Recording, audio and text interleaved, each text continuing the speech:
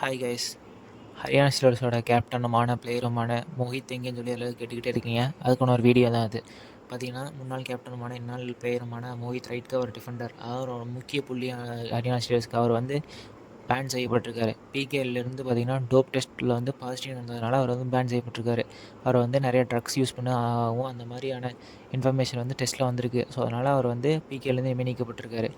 Haryana stealers வந்து பார்த்திங்கன்னா ஆக்ஷனுக்குள்ளே enter ஆகிறதுக்கு முன்னாடி மோஹித்தை வந்து ரீடைன் பண்ணி வச்சுருந்தாங்க. பட் ஆனால் அவர் வந்து டோப் டெஸ்ட்டில் வந்து பாசிட்டிவ் வந்ததுனால அவரை வந்து ரிலீஸ் பண்ணிட்டாங்க. முகமது ரஷா சியானி அப்படின்னு ஒரு ஸ்ட்ராங் டிஃபெண்டரை வந்து அங்கே ஆக்ஷனில் போய் எடுத்தாலும் இப்போ அவங்களோட ரைட் கவரை வந்து பொசிஷனுக்கு ஆள் இல்லாதனால அவங்க வந்து ரொம்ப வீக்காக இருக்குது. அவங்க டீம் வந்து பார்க்க போன வருஷமே டிஃபென்ஸில் தி பெஸ்ட் டீமாக இருந்தாங்க. பட் இந்த வருஷம் சியானே வந்திருந்ததுனால ரொம்ப பெஸ்ட் டீமாக எதிர்பார்த்தாங்க.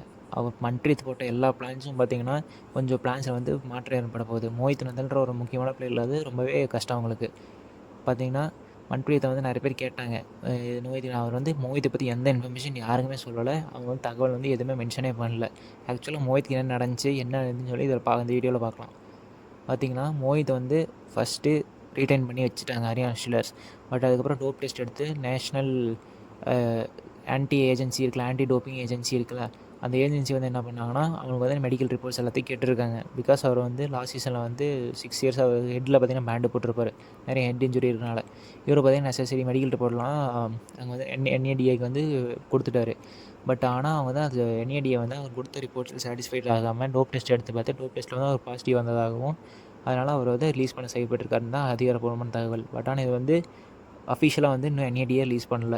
ஸோ இந்த மாதிரி ஹரியானா ஸ்டீலர்ஸோட ஒரு முக்கியமான ரைட் கவரான மோஹித் வந்து பேன் செய்யப்பட்டது பற்றி நீங்கள் என்ன நினைக்கிறீங்க அப்படின்றத மறக்காமல் கமெண்ட் பண்ணிடுங்க.